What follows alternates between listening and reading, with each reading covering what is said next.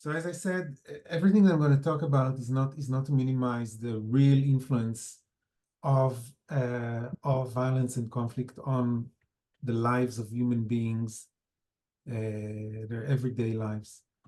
But I believe there is a point that to flesh out, which can, I think, bring deeper understanding to why we are where we are in the conflict. And together with my colleagues, we have been looking at these kind of difficult, bloody conflicts that are taking place in different parts of the world. And it has been in the last couple of decades that the thought that there are common characteristics to these kind of conflicts that we can see in conflicts that exist in different parts of the world. They existed in the conflict in Northern Ireland, in Colombia, between India and Pakistan, in Cyprus, and other places around the world, between France and Algeria, when there was the French occupation of Algeria. And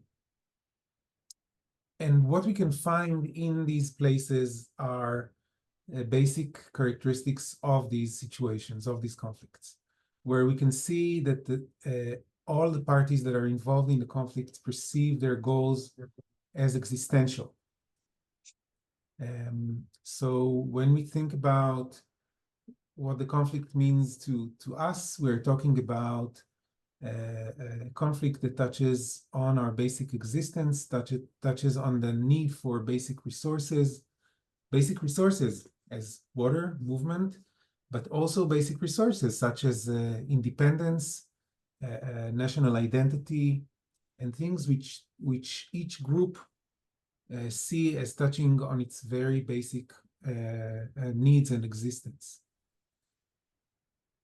The second characteristic that we confront, of course, in its most horrific form since October 7th is violence in the conflict. And violence in the conflict, of course, and we have here people who have been using in a positive way this platform of transforming violence. Violence in a conflict, in this kind of conflicts, is seen as an intergroup phenomenon, meaning violent acts in the conflict are perceived as being done by representatives of the group in the name of the group and against the other group. So it's not individual violence, it's group-based violence. And therefore, all the consequences are group-based. The hatred and the animosity and the wish for vengeance is group-based. It's not something which is only carried out by an individual person against another individual person. And of course, violence is one of the most difficult characteristics of this conflict, which is irreversible when we're talking about killing of human beings. These kind of conflicts are taking place for a very long time. So all what I'm talking about, of course, as we know in Israel-Palestine conflict, is not something which is done for several times, only several times, but it's also about generations which are born into this reality, and they don't know any other reality but the reality of violence, war, and conflict. All of these things create very deep involvement of the groups which are part of that. And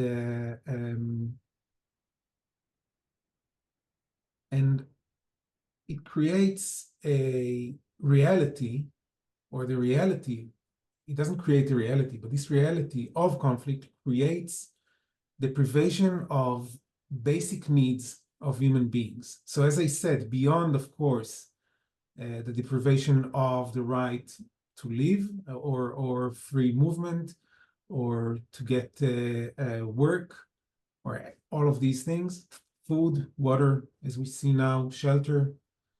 We're talking about deprivation of other basic needs which are at the psychological level, meaning there is a deprivation of a very basic need for, first and foremost, for safety. for a sense of safety.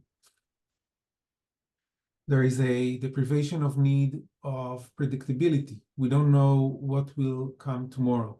Can we expect that the violence will outburst again in its worst form? Are we looking at something different? What is the future of our group? All of that is all the time under a big question mark. There's also a big challenge to something which is we as human beings want to carry out a positive image of ourselves and our group. We want to be seen, we want to see ourselves, and we want to be seen as moral people, as people who are acting on values, on positive values, or doing good things, or doing things which are morally right. And during war and during conflict, our group and individuals within that, of course, are breaking moral norms. So the challenge is, of course, how do we see ourselves as still as positive, as a positive group? How do we justify our actions? In other words, there is a big challenge on how do we as a group live inside this reality for so long? How are we able to cope with this reality? How are we able to cope with such great loss, such great pain? How do we deal with this deprivation of basic needs? And what we have found together in the last decades, in research that was done especially in the Israeli-Palestinian conflict, but as I mentioned, in other conflicts as well, what we found is that societies that are living under these conditions develop a set of beliefs and emotions that help them cope with this situation. What's important to keep in mind is that this set of beliefs and emotions is functional. How is it functional? Because it helps society cope with the situation. It allows them to gain back security, to gain back a positive self-image, to get a stronger sense of predictability and control over their future. That's the most important thing to keep in mind when we're thinking about the set of beliefs and emotions that these societies develop for so many years, and this set of beliefs and attitudes, emotions is deep-rooted within those societies. It is institutionalized. It's becoming part of the culture of these societies. Okay, so I'm emphasizing that again, since this set of beliefs and emotions is not because people are bad, or because people are of a specific nature. I'm not saying that Jews are developing this kind of beliefs because they're Jews, or Palestinians are developing this kind of beliefs because they're Palestinians. What I'm saying is that human beings in conflicts and war develop these kind of beliefs and emotions because they're human beings. That's the basic claim. So what is this kind of culture of conflict, as we call that, this set of beliefs and emotions that societies that live in these kind of situations develop? This set of beliefs is composed of beliefs that relate to three major issues. One is, how do we perceive our own group in the conflict? The second set of beliefs relates to, how do we perceive the other side? How do we perceive the rival? How do we perceive the enemy? And the third set of beliefs relates to, how do we look at the conflict? What do we think of the nature of the conflict? Okay.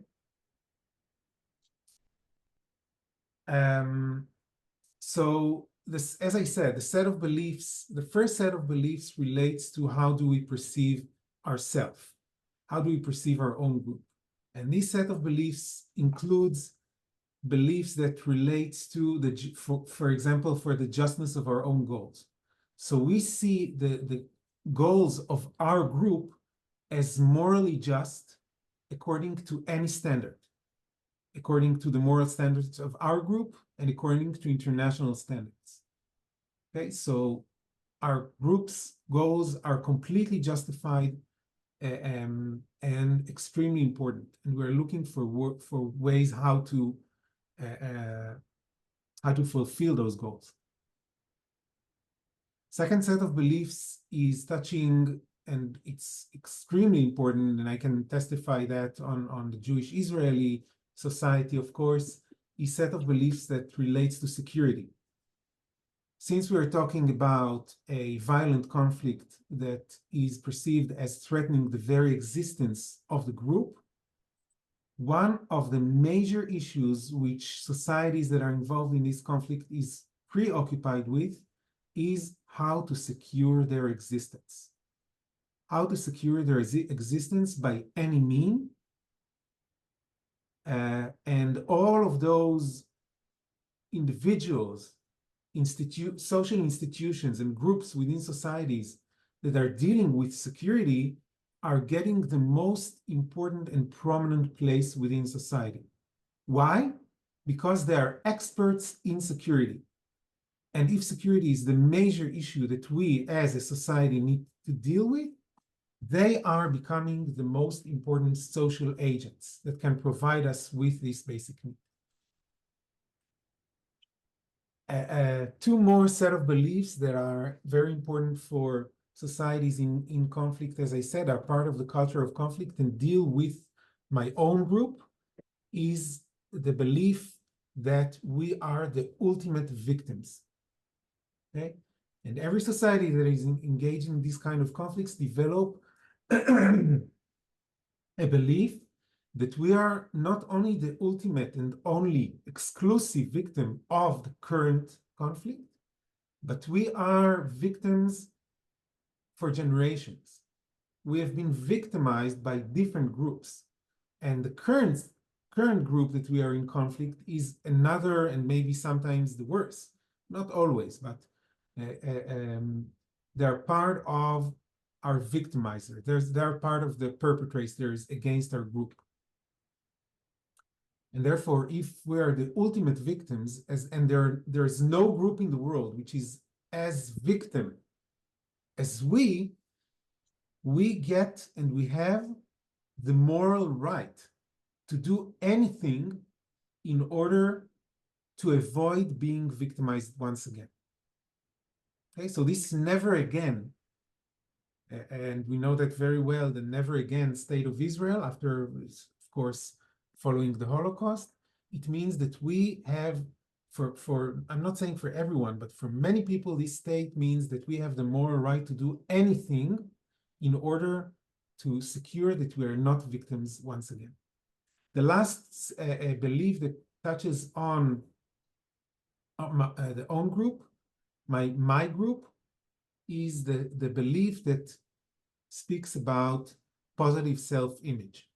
So we as a group are perceiving ourselves as moral, humane, doing things only in order to protect ourselves. So even if we offend the other group, we do that only out of self-defense, out of true and moral needs. And this is how groups perceive themselves in the conflict. Of course, the other side of the coin is what we see in an extreme form before and after October 7th, and that is the delegitimization of the enemy. The enemy is, the other side is seen as an enemy. It is delegitimized in the sense of it is not seen as part of as humans. Their political goals are completely negated and are not perceived as legitimate. And we can see extremely negative labels used against the other group. And of course, there are, we know from the literature that the consequences of dehumanization and delegitimization of other group can lead to extreme forms of violence in different conflicts. In some cases, we saw these things leading to, of course, genocide. So this set of beliefs that I mentioned that touches on how I perceive my own group, how I perceive the conflict, and how I perceive the other group is developed once again in order to enable the society to cope with the challenges that it is faced because of the conflict. It enables society to live and to try to develop this kind of normal life inside a conflict which is taking place for generations. It is setting the orientation of the group for the future, and it provides the group with a perspective about the past. So this set of beliefs that I spoke about both reflects on the past. It gives me a narrative about how do I look at my group's past. What's this? How can I make sense of why, when did this conflict start? What's the route this conflict has taken until today, and why those things happened? And what would the future hold for our group? All of these things can be justified and explained by this set of beliefs that I just presented to you. And all of these things don't stay on the level of what people think for themselves. All this set of belief is institutionalized within the very basic institutions of society, meaning it is delivered by the education system of the societies. It is delivered by the media. It is delivered by cultural products such as cinema and plays and music and, of course, politics, political leaders. All of those are repeating those set of beliefs and keeping them and making them more deeply entrenched within the fabric of society. It's becoming the identity of those societies. So, as I promised at the beginning, I told you all of this long story in order to explain why people from the outside could look at this conflict and say, what are they fighting about? Why are they fighting about that? There are so many possible resolutions to the conflict on the table. Why aren't they picking one of those options and negotiating that? But the answer lays in this set of beliefs. How can I negotiate with someone that I completely delegitimize, that I have zero trust in? Why should I? Oh, another important characteristic of these kind of conflicts, of course, the Israeli-Palestinian conflict, is a zero-sum perception. Okay, the perception is that I can do nothing good, both from my group and the other group. Okay, everything which is beneficial for my group will be on the expense of the other group. That's the main perception in this conflict. So why should I negotiate? Why should I try to reach a compromise with a group which threatens my very existence, and I'm in a zero-sum competition with the other group, right? So the very basic motivation of trying to speak or negotiate with the other group is completely deleted. Okay, there's zero motivation to negotiate with the other group, and we can say even further that people are completely closed-minded. Most people are not willing to consider new information that could change their attitudes, that could change their way of thinking about the conflict.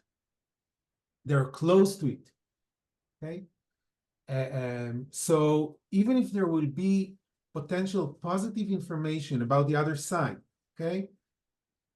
Here, take a look. There is a group of Israelis and Palestinians sitting in a nice set of view, talking about ways how to promote, to end the conflict and bring about peace. So even if we'll bring this kind of information, people will be closed to this information because of this set of beliefs. They will say, they will have different justifications of why they will completely reject this option, and they will be close to it. So what I'm saying is that we have to acknowledge that there are very strong and deep barriers to entertaining the idea that ending the conflict constructively is possible.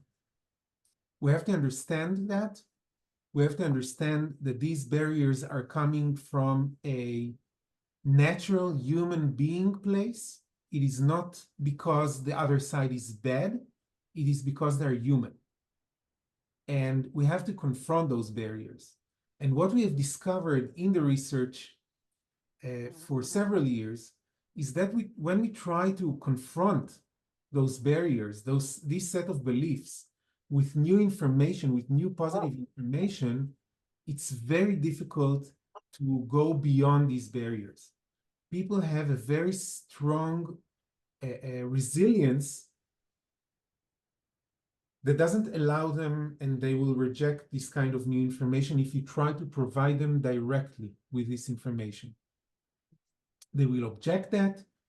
If you're from their own group, in some cases, they'll call you traitor, as someone who is naive, who's not connected to reality. If you're an outsider, they will tell you that you have no experience and you don't understand our conflict. And this is something that we have to develop strategies how to deal with. I'm saying that not to take away the motivation to try to overcome that, because I think it's extremely important, but I'm saying that in order to put the things on the table. This is what we have to deal with when we're trying to change people's attitudes about the other side, about the conflict, about the war. This is what we have to deal with. I think I'll make a pause here. I'll stop here to see to hear your comments, your reactions about that. If you'd like to hear, I can talk more also about strategies psychological interventions that we've tried to develop in the last couple of years in order to try to deal with those barriers. But first, it was important for me to present these psychological barriers to you. Thank you, Nimrod. Thank you very much. And we open up for questions. Very interesting. Julie has a question. Fascinating. Thank you for breaking it down in such a clear way. I was interested in the fact that you named like the cultural production that justifies and validates this way of thinking. And I'm wondering if there's also the possibility or data even around the way art and culture can also transform the thinking, maybe puncture the barrier, because art can function in a different mentality or methodology. And I wonder if there's any research around that idea. Yeah. Especially like nonverbal forms of art. Yeah. So we know, once again, what I presented to you, this set of beliefs, this kind of culture of conflict, is the dominant culture in societies. It doesn't mean that there is no other cultures, that there are no other alternatives way of thinking which is promoted by different individuals. And we know, of course, that both, I can say from my knowledge in Jewish Israeli society, we know that there are alternatives. And there are alternatives way that are trying to promote those other ideas about the conflict. We know that individuals, and we have avant-garde by different artists that are trying to promote that. I'm not a specialist on how could that be done through art. Of course, it's not my expertise. But what we know is that through the years, there has been a dominant way of presenting things in Israeli art for example, and we have research that has been done on that. I have now a student that is writing a seminar paper about the representation, for example, of En Hud and the village south to Haifa in art, especially nonverbal art, as you were mentioning, and how it is presented and how it has changed. And we know that even when creators are doing this kind of things, they need a space to present their works. And if societies don't think that this kind of ideas should be presented, there will be, and we know that's another interesting, sad phenomenon within these kind of societies, we know that there is self-censorship, okay? You don't need someone exterior, such as a, formal censor that will say you're not allowed to present that.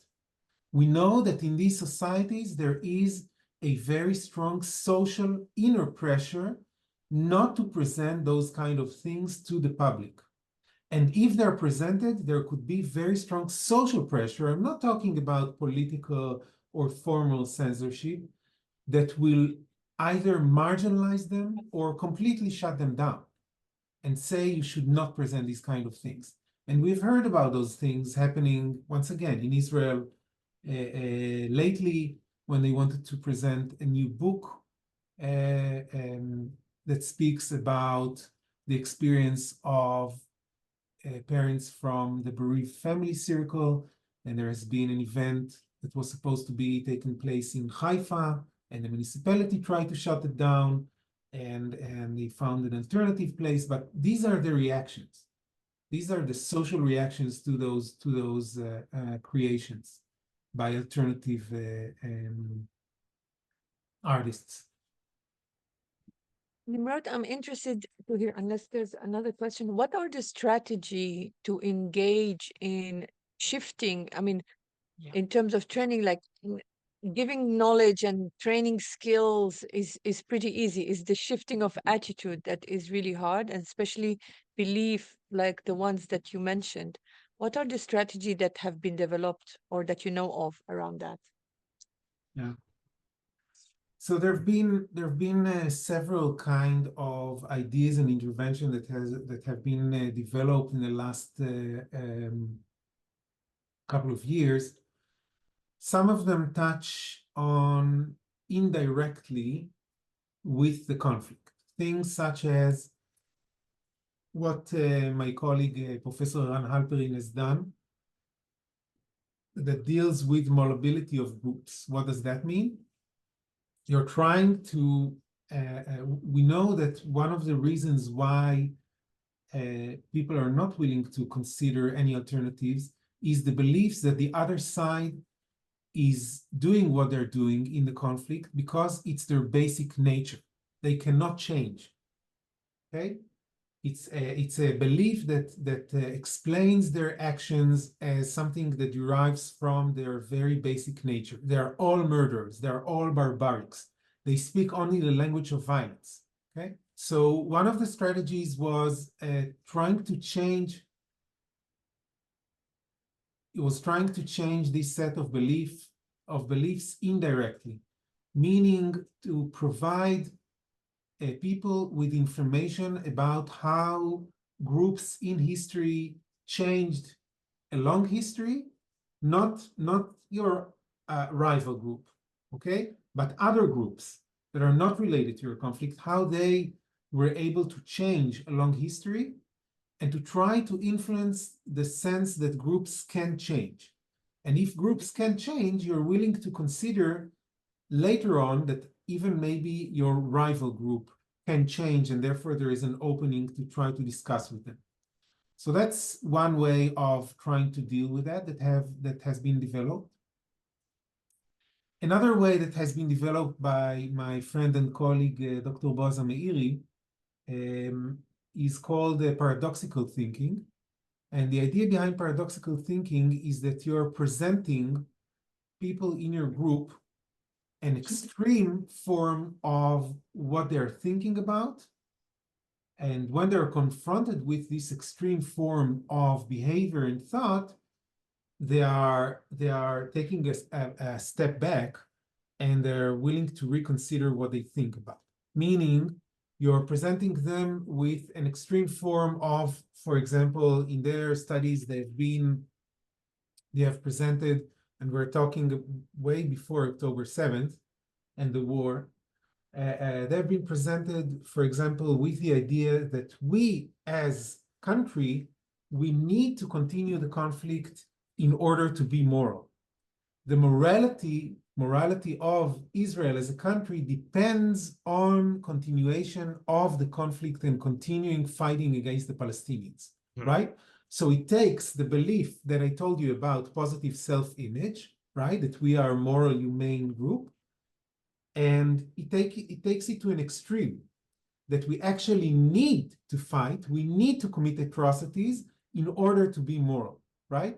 And what they were able to show is this kind of extreme messages create for people, as I said, it surprises them, it takes them by surprise, and they are willing to stop and reconsider their attitudes.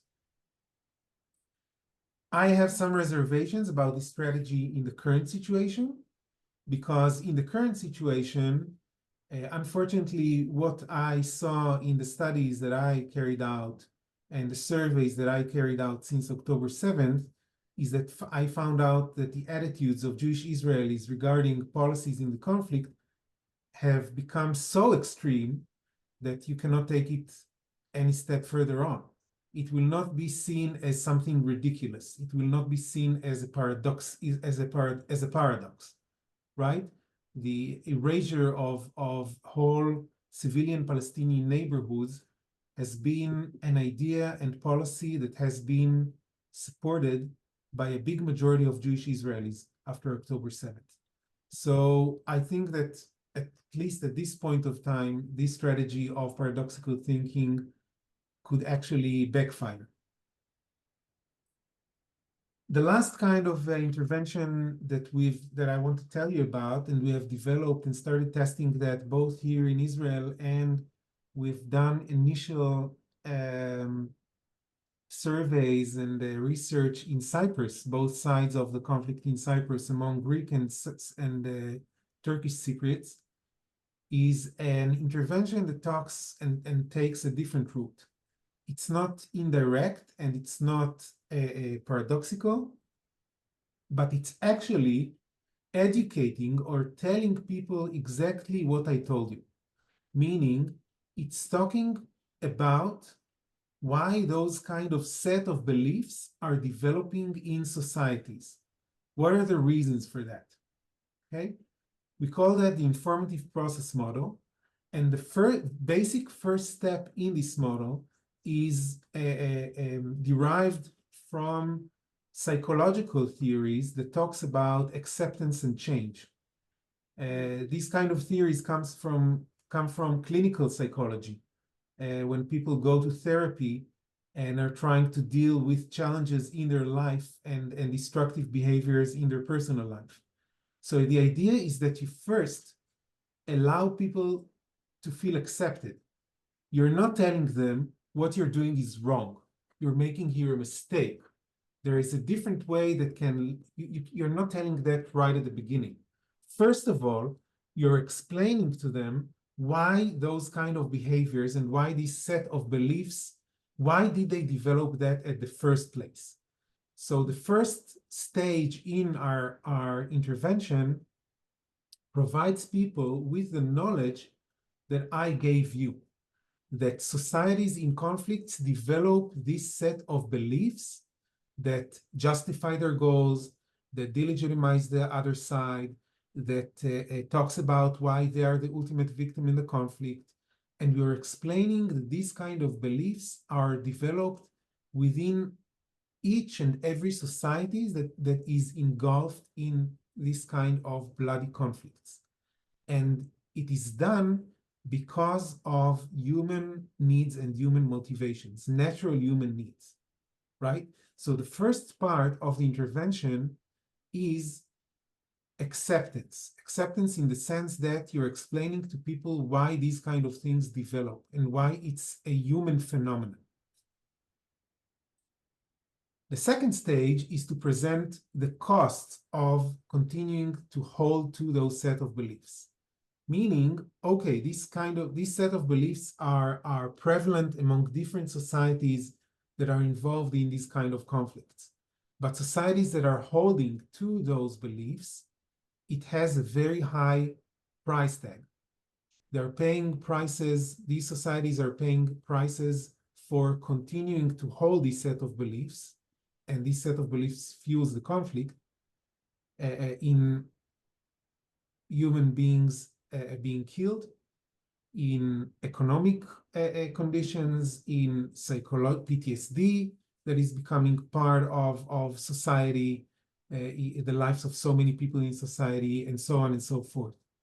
And the last part is to present them with an alternative, meaning in other places where conflict has been resolved, people have been able to deal with those psychological deprivations of security, a positive self-image, predictability. They've been able to provide themselves with those basic needs using an alternative way, using peaceful resolution of the conflict. And we bring them stories of conflicts that have been ended peacefully and where those set of basic needs have been provided in a different way, right? So that's the second part of change. So the first part is acceptance, and the second part is change. And both of them are required, of course, because if you're only providing people with acceptance, they will not be willing to consider their current attitudes, right?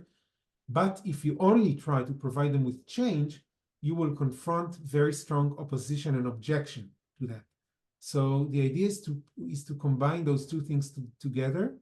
You're not trying to manipulate people in any way. You're providing them with real knowledge about why those things are happening and how could those things be done alternatively. So you're not trying to manipulate them into, bringing them into extreme ways of thinking or any kind of such manipulation. You're educating them, you're providing them with real information and knowledge about those kind of societies and beliefs.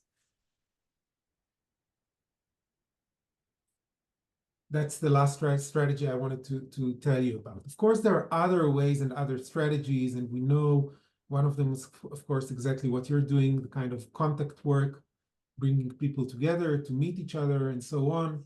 There's been a lot of research about that. Unless you'd like to hear about that, there has been a lot of research about contact and its positive and negative aspects in the literature for many years. Thank you, Nimrod. I have another question. So I've been working with an organization in Israel called Mastery Lechaim.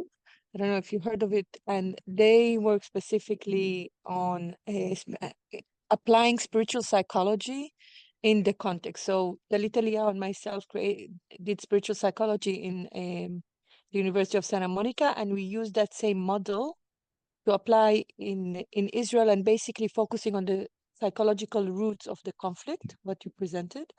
And rather than doing it on the basis of Palestinian and Israeli getting together and learning on spiritual psychology, is actually targeting just the essence of spiritual psychology, which is who I am, why am I here, and how can I contribute? What's my meaningful contribution? So when we do the workshop, we're not actually at all addressing the political aspect of the issue, but rather the psychological aspect of the individual. And through that, we don't perceive each other anymore as Jewish, Palestinian, Israeli, like from our identity, but basically raising consciousness on the human level, human and spiritual level. And that has been going on since 2000, I think 13 or 14. so it's obviously it's specific type of people that would even go to this type of workshop. And one of our challenges is like, how do we take that and scale it up to change? Because the people that do come, we have deep transformation. Regardless of what's going on now in October 7, we've continued to meet and speak, but it's just that it's type of people that would take it to the next level in terms of like not being able to address the political issues, but more of the spiritual issues and the human consciousness, raising your consciousness, etc. Sorry, just a calling. So I wonder how would you scale this? How would you, or even if you think that this would be applicable on a larger scale to change societies? Because explaining to individual that this doesn't make sense or this is why you're doing this, I don't find that this would make the transformation. However, for me, on a personal level, I was transformed not by as a Palestinian grown up in Israel, I wasn't transformed when I was doing all this coexistence project. I was transformed when I went to this school and I worked on my own shadows and I worked on my own issues, on my own trigger. And then I was able to create space to hear the others. So this was a journey of personal transformation rather than getting together with another Jewish and, doing the workshop, conflict resolution workshop, etc. So I find there's an aspect that hasn't been taken into consideration up until now, which is the personal transformation, the inner transformation, to bring in the conflict transformation. So I wonder what's your take on that? So first of all, I want to be humble and to say that what I do is mostly research. I don't do field interventions. So what I'm telling you is insights that we've done collecting data and doing this kind of academic research. So I don't think in any way it can replace also experience and work on the ground as what you're doing and what you're telling. So I think you can provide us with very valuable insights into this work. The second comment I have about that is that I do believe that there's no one size that fits all, right? So I don't think there is one intervention that will work on 100% of the people and will work for them and will influence them. I don't think there's such a thing. People have different tendencies and different personalities and different fields of interest, and therefore there will be different things that would work on different people. Saying all of that, my third comment will be that we know after several decades of developing one of the major theories in social psychology that talks about social identity, we know that we as human beings, we hold within ourselves not only our personal identity as individuals, but we hold within ourselves also our identity as part of a group, of different groups. So I'm not only Nimrod, I'm also an Israeli, okay? I also am part of community of Tel Aviv University. And that's part of who I am. So I would consider that when you're working on only strictly on people's individual personal identity, it will be very difficult to generalize their insights also to situations where what is at play is their collective identity. And we know that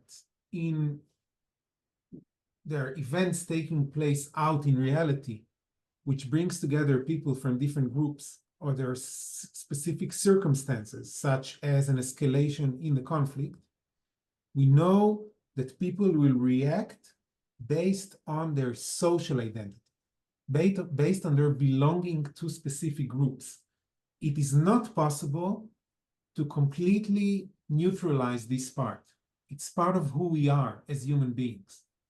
So my humble suggestion will be to try to think, how do you bring in people's collective identity or social identity even when you're working on their individual issues and topics, such as their humanity and so on. Otherwise, I think it will be very difficult to scale it up, because when you scale it up, people are taking and meeting people from their group, and their collective identity is becoming prevalent in these situations. So if you don't give them the tools to deal with those situations when it's not about their individual identity, but about their collective identity, so I think it will be difficult for them to take that out and to bring that to other people around them, especially in situations and circumstances when things which are on the intergroup level are at play. Yeah. Yeah. Actually, what you're saying reminds me of there's a chapter in the edited volume from Iran and Boaz that I was just reading recently about the sort of multiple identities, and how it can also go maybe one step further, that we have our group identities, which are, let's say, more provincial or more nationalistic, whatever, and then there's the larger identity, which can encompass people on the, let's say, on the other side of a conflict. Is that basically compatible with what you're saying? That we can try to foster both, instead of trying to have people choose between one identity and another, to recognize this group identity, but also try to encourage people to feel part of, let's say, this larger identity, maybe the identity of humanity. We can do that. And the question is how do you foster this more general identity, more general collective identity, which is beyond your own, as you say, national or ethnic or religious group identity? How do you foster a larger human identity? It's not always easy, since we're living within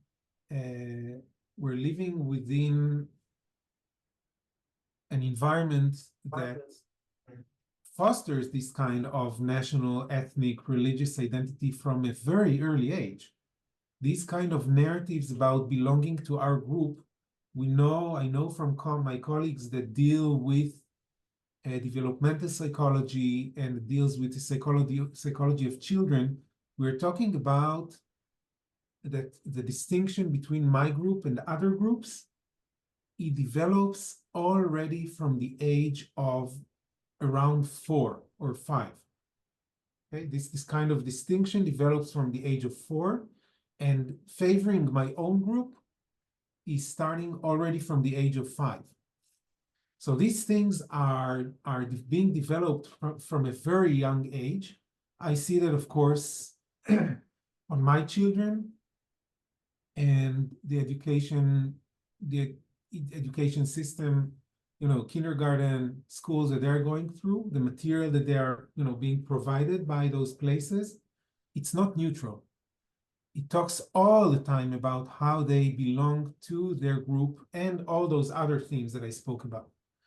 So to try to overcome that and to try to generalize to bigger identities is a big challenge. And the question is, how do you make this wider identity relevant to people's life? Why should I relate to a larger identity as a human being as something which is relevant to my daily life? I know that being, for example, an Israeli is relevant to my daily life, because when I approach other people or when I need to do things, I know that, or when I leave the country, I know that I have my Israeli passport. I know my Israeli identity is important. Why should a more human, general human identity, how and why should it be relevant to me as an individual? I think if we'll be able to make such an identity important and relevant for the life of human beings, then we can use that in a positive way in order to create a common ground between people. But if you create that as something which is artificial and is not relevant to people's life, I don't think it will be effective. question also. Yeah. Thank you. Do you hear me? Yes. Can you hear me? Okay. Thank you for this overview from the research perspective. I do have like challenge in seeing of how where the like you mentioned one of the things it's like the basic resources, and I do have the challenge of following that one because we're talking about people who are dealing, like if we want to look at the both sides and the privileges and the possibilities around basic daily life, like I find that basically difficult to put it in one category because, like, for example, how can this research be applicable on a group of people that are struggling with their daily life?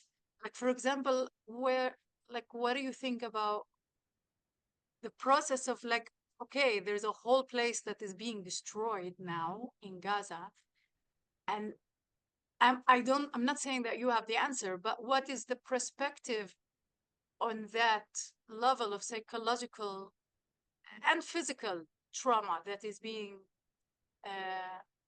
imposed on these people? I would say it's not like that it was caused by another and they are causing the same thing to the another. It feels like it's imposed on these people. And I just find it challenging because if we want to compare, like if we want to really do research, if it's like, it feels like if it's two equal things, and it doesn't feel like it's two equal things. So that's where I have a bit of a, like I have a challenge of comprehending with the level of explanation and the humanizing of the actions and the humanizing. I totally agree with humanizing the humans in all levels. Of course, we are all humans. And I came to a level where I cannot comprehend with these kind of thoughts, like just personally as Hanin. But so my question or my thought is that I would like to hear more about is how does it address this kind of research? How does it address when there's really catastrophic situation happening?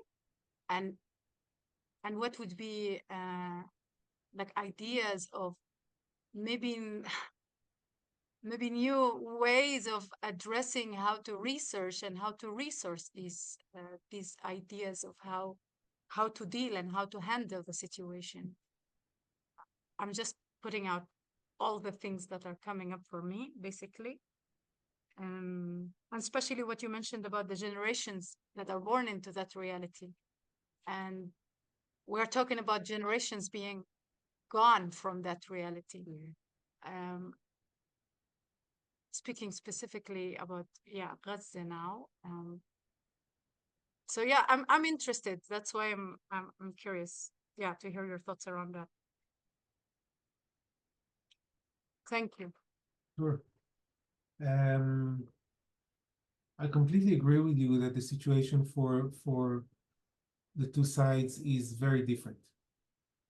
And the daily challenges that people that live in Gaza are facing is very different from what people in Israel are facing. There's no doubt there is a huge difference. There is nothing that can be compared in that sense. And when people don't have anything to eat, and when people have no secure place to go through the night, I don't think they care about big questions. And they're dealing with survival. And we know that people that later have to deal with those traumas for the rest of their life remain with those traumas, and they have to deal with that both on the individual and the collective level. So dealing with those basic needs is not something which is, as I said at the beginning, it is not something, the mechanisms, the psychological mechanisms I've been talking about are not overriding or more important than basic human needs of food, shelter, and right for living, no doubt. And this is not something to be compared. If we look at how people in different living conditions deal psychologically with the reality, I still think there will be things which will be very similar in that sense, in the sense of what is the meaning they're giving to their situation, whether it's a situation of hunger, death, destruction, or whether it's a situation of war, violence, and a sense of existential threat. Okay, it's about the meaning they're giving to that situation, and we know that the meaning that people give to their situation has a very strong impact on what would they think and how they would behave, even in extreme circumstances. We know that from other instances in reality, in human history. Why am I saying that? Because when we're looking at results of studies that we've carried out, for example, in the joint polls I conducted together with Dr. Khalil Shkaki, we see almost identical findings about psychological perceptions of the situation. Okay? Sense of victimhood. So you can say, yeah, of course, there are thousands, tens of thousands more Palestinian dead because of the war. And during the whole conflict, it's not only specifically during this horrible war. And still, the sense of victimhood among both sides is identical in numbers. When we ask people to what sense do you think your group is the ultimate victim, you will see the exact same number. 86% of Jewish Israelis and Palestinians in the West Bank and Gaza, they perceive themselves as the ultimate victim of humanity. Okay? If we look at the sense of to what extent do you think that the land belongs only to your people, you will again see exactly the identical numbers. 98% of Jewish Israelis, 98% of Palestinians see the land between the Jordan River and the sea, this territory, they see as exclusively belonging to their own group. Okay? So I think there are two levels, and I'm not comparing the level of real daily challenges. I'm not comparing the level of real daily challenges. I'm talking about the perceptions and meaning that people give to their situation.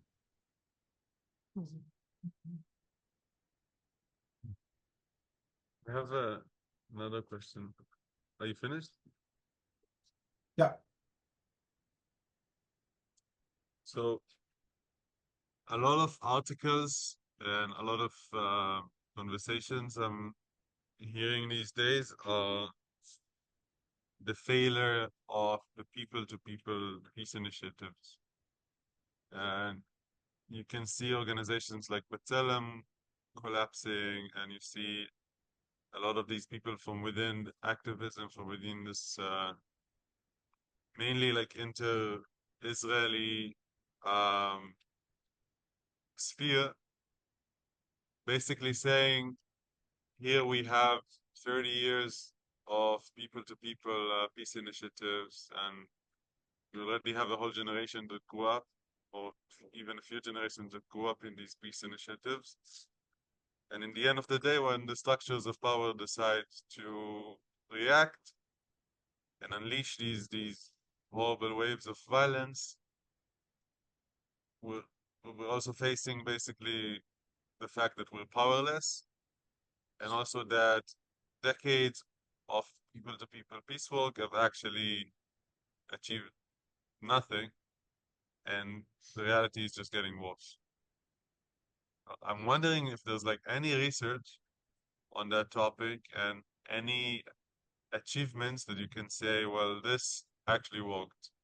without like these actions, these people-to-people actions that are kind of bypassing the governments and the power structures. Like I'm asking in the research world, like what place do they have, and is there any like insights around that? Yeah. I think it's two distinct questions.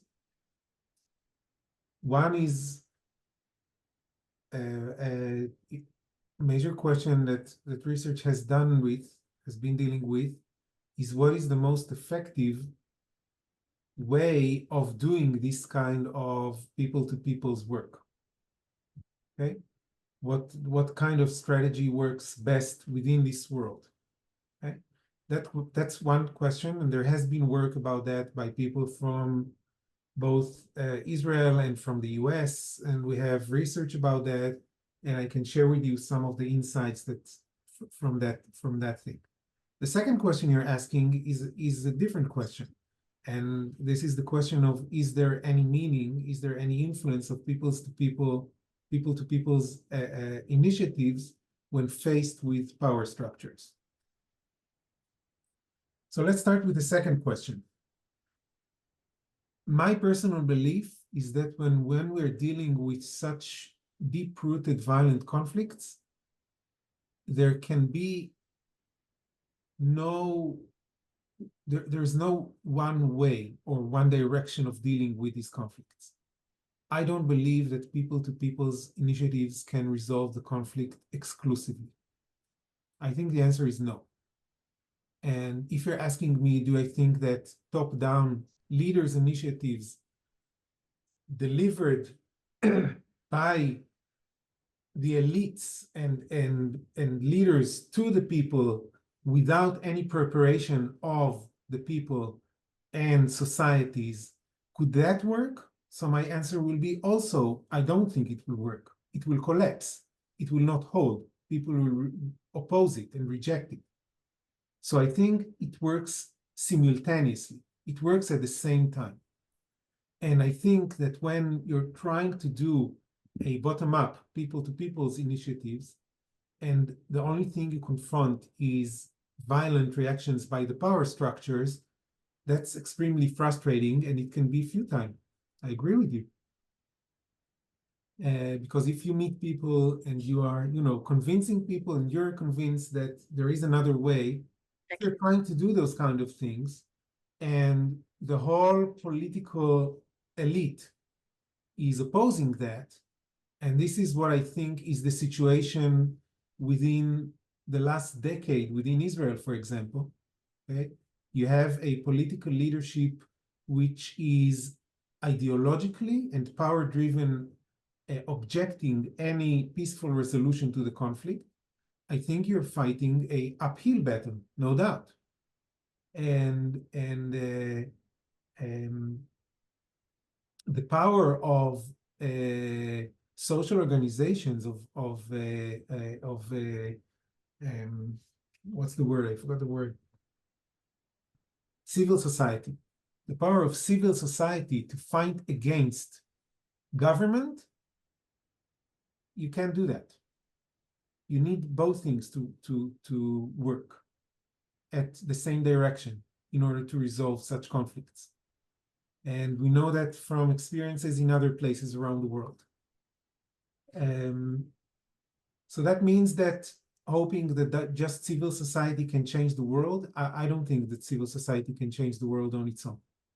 And I don't think that political leaders can change the world on their own as well. I think it's the work of both of them together. Yeah. Can I ask another question? Sure. Thank you so much also for all those valuable insights. I was wondering if you can name some examples of alternatives you offer also, and maybe like based on which groups do you maybe base different alternatives that you mentioned? That would be interesting to me. What do you mean by alternatives? If you can say a As you little mentioned more that about you have to give the people those different elements and then afterwards offer them alternative identities or alternative, like, do you actually have experience with presenting alternatives? So once again, I'm talking from my modest place as a scholar. I cannot tell you that I've taken the interventions that I spoke about, the acceptance change, for example, what I told you about. We haven't taken that and used that as something in activities of civil society, for example. Okay, we did not do that yet. So I don't have any experience to share with you about that. We've done that through surveys and interventions that we've delivered through research. So Would you have thoughts on that? On the individual Also level. hypothetically? Sorry? Would you have thoughts on that also hypothetically? Like, maybe you've thought about possibilities I think if you would put it into practice.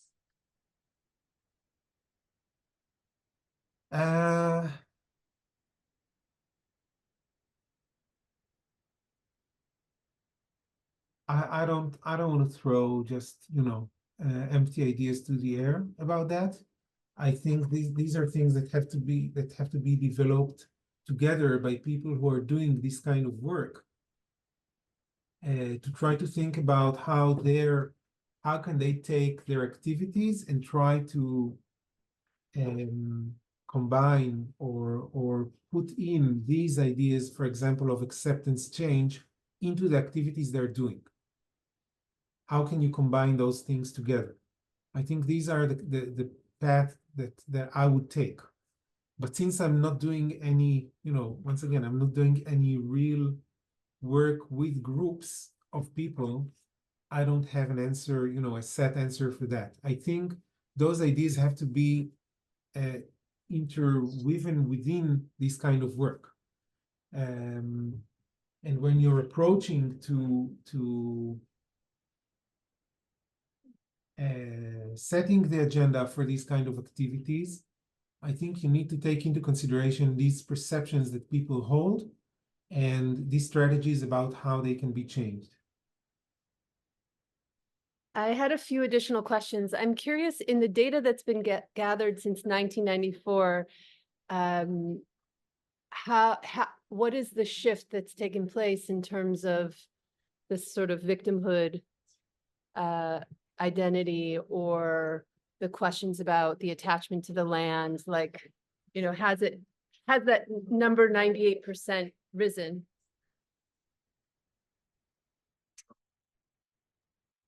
Okay, so